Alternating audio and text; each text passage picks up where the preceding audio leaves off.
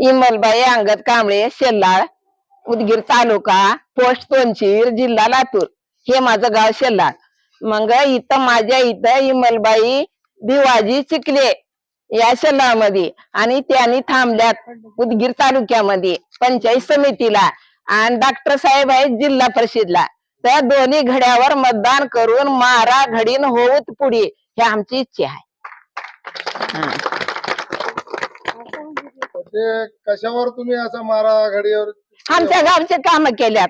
कोण कोण केलं? आमच्या मनोज, आता हिमलबाई शिकले, हा मनोज दादा हे आमचे पुढाकार आहेत, आणि आम्हाला जिथं म्हणेल तिथं साहेब होत्यात. आणि आमच्या पोटचा लेकरून पाठचा भाऊ आहे. आम्ही त्याला जुज करत नाही, त्यांनी आम्हाला जुज करत नाहीत. माझ्या अंगाला काठी लावल्यात, मी बंद करणार. मतदानासाठी चिन्ह निवडून घडी, विकासासाठी राऊत सर्वात पुढी.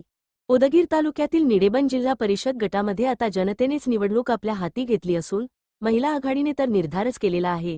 महिलांनी आपल्या गटागटाने प्रचाराला सुरुवात केली आहे.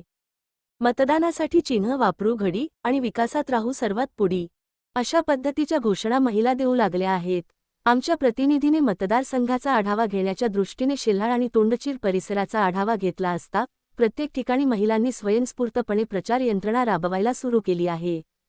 माळेवाडी, मादलापूर, शेळहाळ, तोंडचीर, निडेबन या गावातून मोठ्या प्रमाणात महिलांनी आघाडी घेतली आहे.